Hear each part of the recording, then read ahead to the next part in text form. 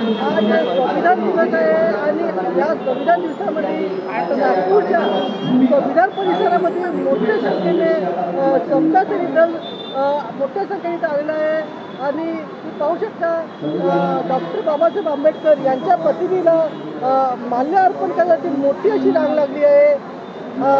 आपल्याकडे मान्यवर तुझ्याकडे सुद्धा आहे, ठामपणे मत ठेवतात, जाणून घेतात त्यांचं काय मत आहे। तर आपल्या पलीकडे सांगा, तुम्ही काय जनतेला सांगणार? मी प्राध्यापक ॲडव्होकेट डॉक्टर रमेश पिसे, राष्ट्रीय संयुक्त मोर्चाचा राष्ट्रीय महासचिव आहे, ओबीसी जनमोर्चाचा उपाध्यक्ष आहेत आणि राष्ट्रीय तेली समाज महासंघाचा राष्ट्रीय अध्यक्ष आहेत। या सर्व संघटनांच्या वतीने आणि संपूर्ण भारतवासियांच्या वतीने सर्वांना संविधान दिनाच्या हार्दिक शुभेच्छा।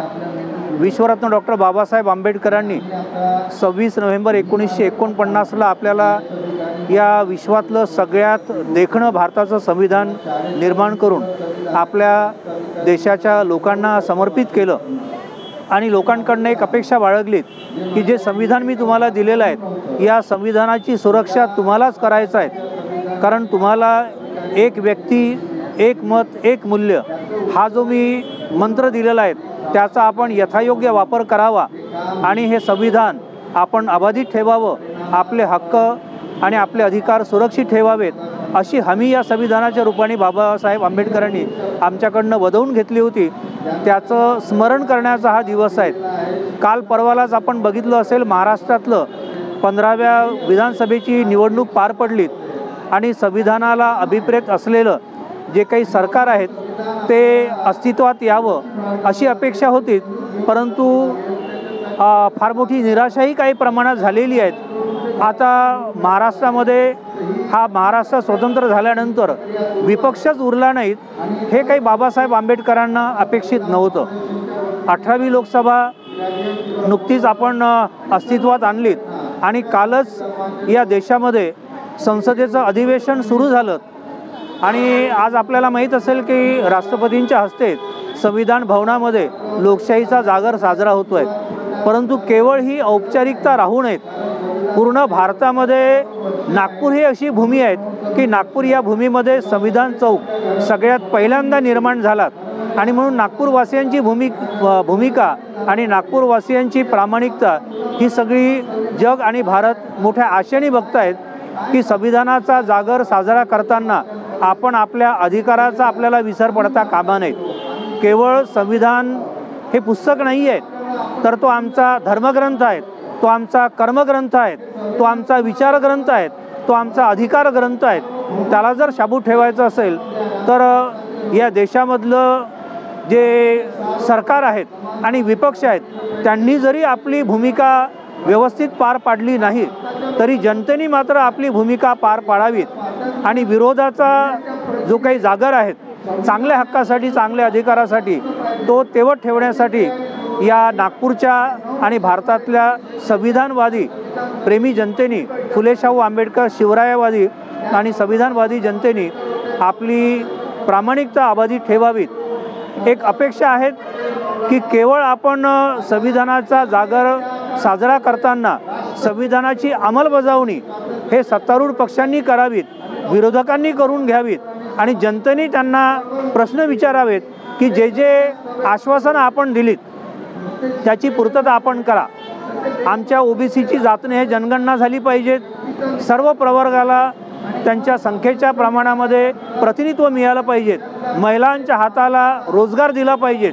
केवळ लाडक्या बहिणींना 1500 आणि 2100 रुपये देऊन आपण त्यांची मतं विकत घेण्याचा प्रयोग हा आपल्याच उरावर येणार आहे, म्हणून पहिले आपण त्यांना त्यांचे अधिकार अबाधित ठेवा, त्यांना त्यांचे अधिकार, त्यांच्या हाताला रोजगार द्या, सुरक्षा द्या, ही आमची मागणी आहे। आणि संपूर्ण या देशामधला जो तरुण आहेत त्या तरुणांना रोजगार द्या, त्यांना स्वावलंबी बनवा, यासाठी आपण जागरूक राहायच्या हाताला रोजगार मिळावा, काम मिळावा, ही संविधानाकडून अपेक्षा आहेत आणि ती अपेक्षा आपण पूर्ण करून घेऊया। मला असं वाटतं की हा जो महाराष्ट्राचा आणि झारखंडचा निकाल आहे किंवा त्याच्या आधी 18व्या लोकसभेचा जो केंद्र सरकार निवडून देण्याचा जो काही लोकांचा निर्णय आहे बाबासाहेबांनी आपल्याला जेव्हा संविधान दिलं, आणि मी पुन्हा रिपीट करतो आहे, 1 मॅन 1 वोट 1 व्हॅल्यू, त्याचा त्यांनी सद्विवेक बुद्धीने वापर करावा हे बाबासाहेबांना अभिप्रेत होतं. कदाचित भावनेच्या आहारी जाऊन खोटी आश्वासनं देऊन लोकांनी सरकार जरी स्थापन केलं असेल आणि जरी महाराष्ट्रामध्ये विरोधी पक्ष आता अस्तित्वात नसेल, तरी बाबासाहेबांची लेकरं, संविधानाला मानणारी लेकरं, फुले शाहू आंबेडकरवादी, OBC SC ST मायनॉरिटीची सगळी माणसं ही येत्या काळामध्ये विरोधी पक्षाची भूमिका निश्चित बजावतील. आणि जी आश्वासनं आपण दिलीत ती आश्वासनं जर आपण पूर्ण केली नाहीत तर तुम्हाला लोक माफ करणार नाहीत. एवढी बाबासाहेबांच्या लेकरांमध्ये प्रामाणिकता शाबूत आहेत, ते येत्या काळामध्ये आम्ही सिद्ध करू असं मी वचन देतो. जे केंद्रातल्या सरकारला आणि विरोधी सरकारला, तद्वतच महाराष्ट्रातल्या सत्तारूढ सरकारला आणि विरोधी सरकारला, या दोघांचाही प्लॅन एकच होतात की आम्ही सत्तेत राहिलं पाहिजेत, आलटून पालटून आम्हीच आलं पाहिजेत. बाबासाहेबांच्या विचारांची माणसं, फुले शाहू संविधान विचारांची माणसं ही सत्तेत येता कामा नये. कुठल्याही परिस्थितीमध्ये आंबेडकरी विचार हा यशस्वी होता कामा नयेत. हे दोन्हीही सत्तारूढ आणि विरोधकांचं जे षडयंत्र होतं त्याच्यामध्ये ते यशस्वी झाले. परंतु आता बाबासाहेबांच्या लेकरांची खरी परीक्षा आहे की तुम्ही मोहित होऊन, भ्रमित होऊन, आशावादी होऊन ज्यांना मतदान केलं ते तुमच्या हक्काची रखवाली करतील का, आणि जर ते करणार नाहीत तर आपण त्यांना जाब विचारणार का, हा खऱ्या अर्थाने संविधानवाद्यांच्या समोरचा प्रश्न आहे. आणि म्हणून फार निराश न होता, बाबासाहेबांची लेकरं ही लढणारी माणसं आहेत, लढवई माणसं आहेत. आम्हाला आमचे अधिकार मिळवून घेण्यासाठी सदैव लढावं लागलं, यापुढेही आम्ही लढू. आणि कुठल्याही प्रकारचं ज्या लोकांनी आमच्या विरोधात षडयंत्र केलं ते आम्ही यशस्वी होऊ देणार नाहीत, ही या संविधान दिनाच्या निमित्ताने आम्ही शपथ घेतो. आणि पुन्हा आपल्या सगळ्यांना संविधान दिनाच्या शुभेच्छा व्यक्त करतो. जय भीम, जय भारत, जय संविधान, जय लोक. माझं वर्षा राजेश गोरखडे, मी हजारीपाडी इथे राहत असते. आणि आज म्हणजे सर्वांना संविधान दिवसाच्या खूप खूप शुभेच्छा. कारण की संविधान हे 1950 रोजी तयार झालेलं आहे आणि म्हणून आज इथं एवढ्या मोठ्या संख्येने समता सैनिक दल इथे येऊन त्यांना अभिवादन केलेलं आहे.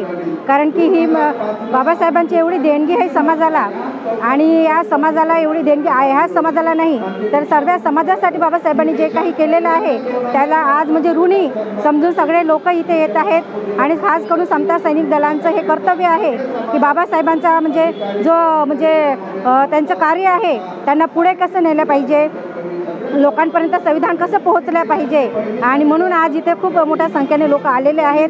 आणि आज आपण बघतो आहे की जे काही संविधानाची लोक अवहेलना करण्याची म्हणजे चेष्टा करत आहे त्याला म्हणजे पूर्णपणे लागू पाहत नाही आहे. तर हे कार्य कसं करता आलं पाहिजे याच्यासाठी सुद्धा समता सैनिक दल खूप जोमाने याच्या पाठीमागे उभे आहे. आणि ते लोकांकडून कसं करता येईल याची सुद्धा म्हणजे हमी देत आहे लोकांना. आणि हे जे आजचं जे चुनाव आपण बघत आहोत तर याच्यामध्ये आज